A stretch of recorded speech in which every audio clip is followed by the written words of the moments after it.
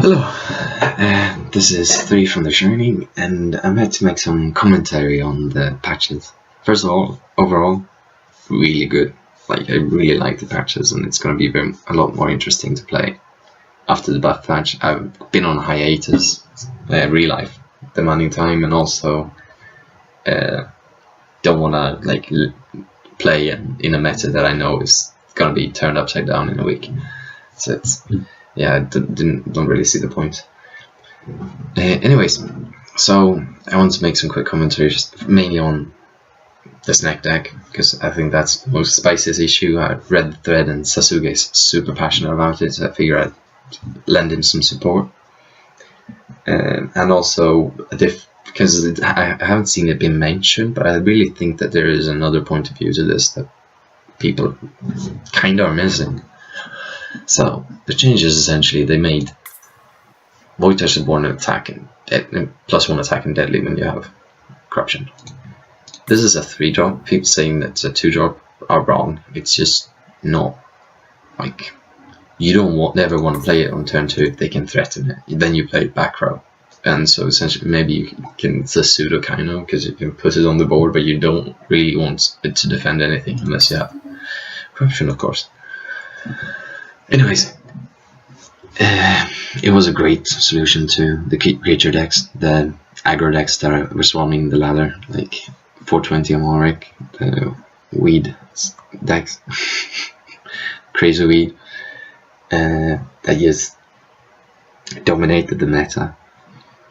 But they decided to remove this kind of unique ability after Instant Life and Mesmerizing Spirit and Void Touch Subordinate nerf, which means that you can't get these guys back with Instant Life, which I think is enough to bring the deck in line. I think it's still a strong deck, but it's not overpowered. Before it kind of was overpowered. And ivko says Dragord had a 20-1 run. He actually had a 22-1 run, and until I logged on to prevent you from beating my streak, which was also 22-1 with this deck. #humblebrag. But he also got to like 1500 rating. I got to rank 1 with it, which I suppose should be more relevant. So I think this is kind of weird, because it's like he's arguing that the fact that he got a good run on ladder is reason enough to nerf the deck. Or is that what? Like, because I do agree that it was a total mystery, and I think that Instill change really fixes that. Because being able to play Splitting Headache with 2 bodies is just stupid. But the fact that he got a streak with it, not even getting to top 10 with a 22-1 streak, kind of tells you about the quality of players you're facing. So he might have had some difficult matchups in those games, but most of them was probably like +5 games. So I don't think you should use. I don't know. I just don't like this kind of post from a lead dev. Worries me. But yeah, I think what people are missing is also that this is, I think it's actually in many cases a buff. It's going to be a nerf, probably against Dominion, because the weakness emblem can render this completely useless now. But against Triangelica, it's better. Against Amalric, it can't block Amalric, I suppose. But that could have been just as easily a change that Amalric swings through it. But yeah, against Triangelica, can't save you anymore. And you can't bounce the creature after it's transformed.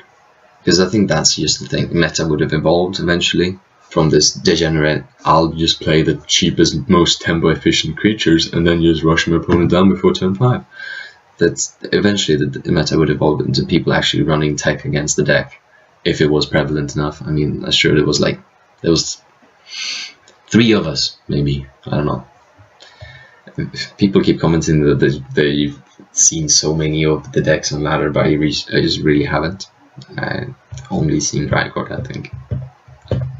I guess, I don't know, you don't see a lot of variation in players when in top 10. Oh shit, that sounds like such a dick thing to say, but I'm actually too tired to re-record this, and I'm also too tired to edit this, so we're just gonna forget I said that, because that was a dick thing to say.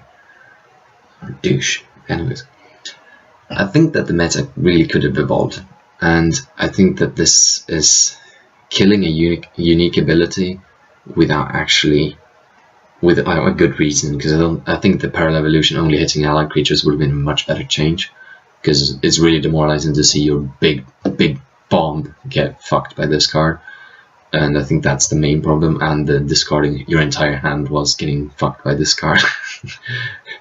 This creature lost a unique ability without getting that much worse. I don't think it actually got worse. I mean, if you're a sack deck, you're happy because now you can sack these things. Like, okay, if you're like the Sell to Slavery deck, or coming up now is going to be probably a lot of Dominion decks that sack your own creatures to get their big bombs out, and then this change is actually really a buff. Maybe that's what he means with time will tell what the change leads to. But I still think it's a lame change.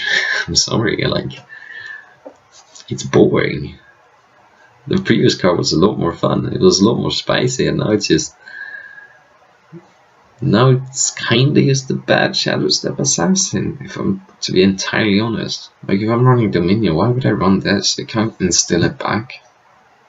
I can't threaten your opponent's front line. I couldn't buff it up to start eating his creatures. You can just sit on my fucking front line and hope that someone attacks into it. It does decay yourself, so I mean, suppose you have that utility. I'm not gonna argue against that. But being able to play a turn 2 Shadow Step Assassin, or turn 1 if you're on the draw and they don't have a wonder, like aggro decks hate that. It's the most awful feeling. You really breaks people. I don't know. I just don't like the change, I suppose. Alright. Anyways, overall though, the rest of the changes were amazing, and I really like that they did react quickly here, so I'll commend you on your speed. However, I would say that I don't think that this change was the most accurate thing. Maybe it is intended to buff the card for the upcoming buff patch. In that case, touché. Still think it loses a unique ability that isn't very common in any card game, and was really cool. And I mean, I guess if I end up running the deck and thinking it's much stronger now, I guess I should say thank you, but I would actually rather have the ability as it was before. Yeah, who knows? I mean, Innkeeper also countered it. People just didn't tech against this deck, and I think that's the main problem. Like, it's supposed to deal with creature decks without tech. If a creature deck proceeds to run 4 Innkeepers, 4 Centaur Illusionists, 2 Enchanted Springs, I think this deck would be in trouble. Like, so much in trouble. Because eventually you're only gonna have Void Touch Hornets that are drunk or dead. And I mean, that's never a good sign when your snakes are all drunk or dead. That would be really depressing. I suppose this is part of the card deck, so this would actually get wrecked by drunk. Oh god, yeah. I really don't think this was a fun change, but there is merit to it. I'm not gonna lie. And I still have to say that this is a card that needs to be changed. It is too good. It is too, like, demoralizing. I like transform an allied creature into a copy of an enemy creature. Draw a card would have been really good. Just having just skip the bottom, just skip drawing a card and just the above effect. Also good card.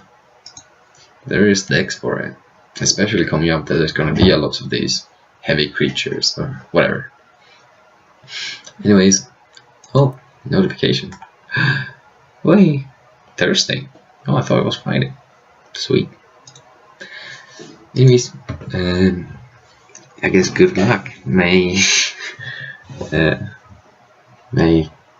whatever always be in your favor. It's gonna be crazy with the new buff, hail zombies, etc. It's gonna be great. Laters. Oh, that is not my hotkey for that guy.